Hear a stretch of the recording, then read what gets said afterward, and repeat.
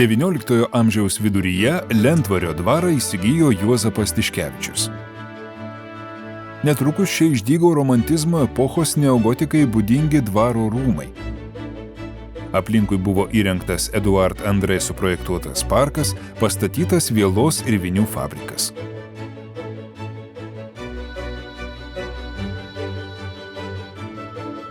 Amžių sandūroje rūmai paversti Europos dvarams labiau būdingų neogotiškos architektūros pastatų.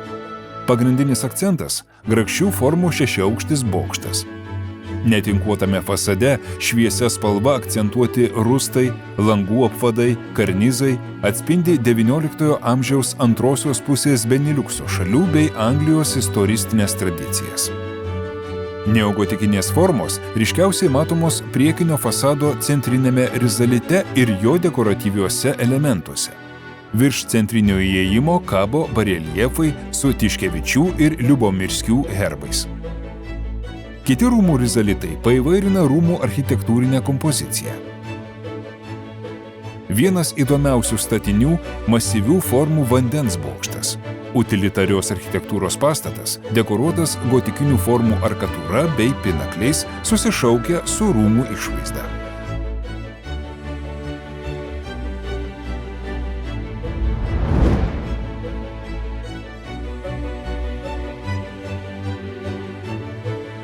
Skirtingai nei dauguma neoromaninių bažnyčių Lietuvoje, 20-ojo amžiaus pradžioje statyta Lentvario šventovė seka ne germanišką, o itališką tradiciją.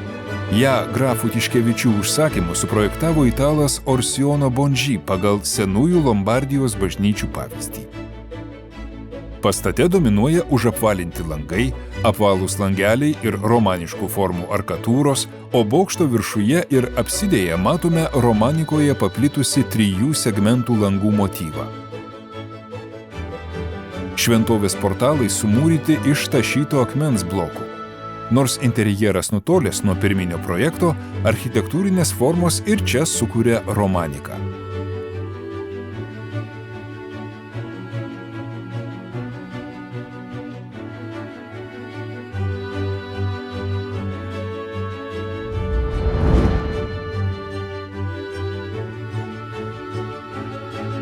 Dar 1409 metais minima gotikinė Trakų bazilika 18 amžiaus pirmojoje pusėje įgavo dabartinę barokinę išvaizdą su klasicizmo užuominomis.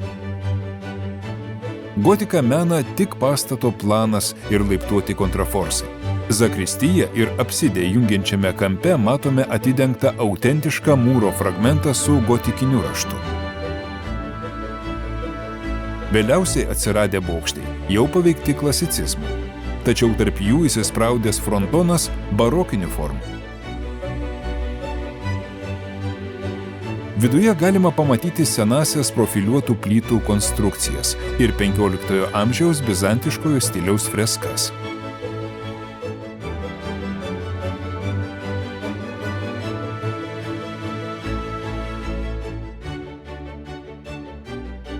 Visgi interjere dominuoja barokinės formos su puošniu didžiuoju altoriumi priešakyje.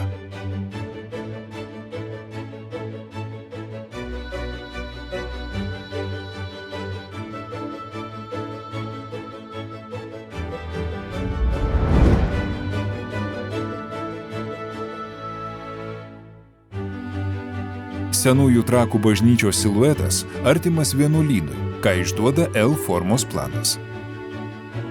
1899 metais ji perstatyta iš buvusio 16 amžiaus benediktinų vienuolyno. Šoniniai fasadai lakoniški, juose išsiskiria tik didelės smailiaarkių langų nišos, plonos mentės ir kuklus karnizas. Pagrindinis fasado akcentas – 4 kontraforsai, kurie perauga į pinaklius, o šie, apjungti netinkuotomis arkatūromis, suformuoja savotiškas atikinės sienelės. Kuklus gotikinis portalas ir apvalus langas apjuosti profiliuotų netinkuotų apvadų. Bažnyčios viduje dekoratyviniais akcentais išskirti įrangos elementai – eklektiškų formų altoriai ir neogotikiniai vargonai.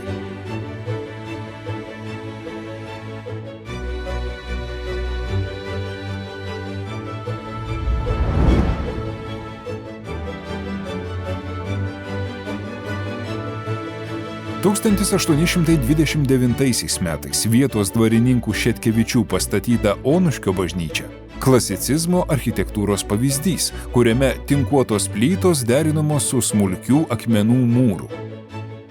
Pastatas įprasto klasicizmui stačiakampio plano, su portiku.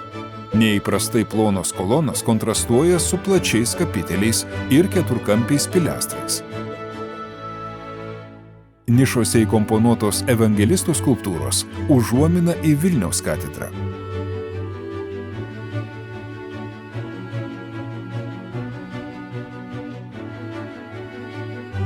Viduje piliorių skaidomos bažnyčios navos dengtos cilindriniais skliautais.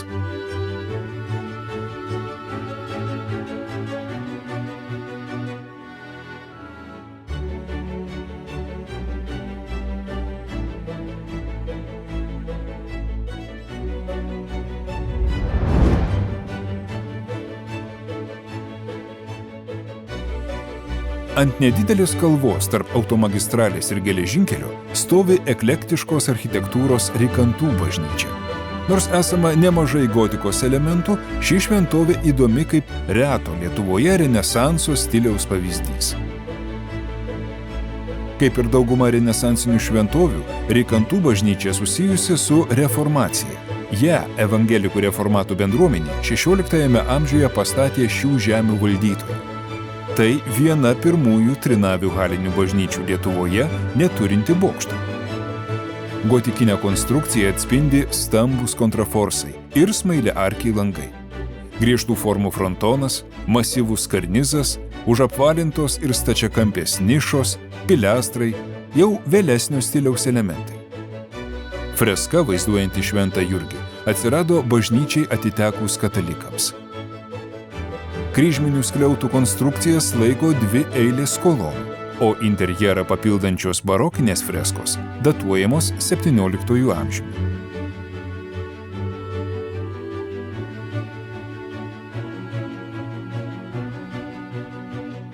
Ant vargonų choro krašto pavaizduoti 9 dominikonų šventieji, o presbiterijoje Oginskių portretai.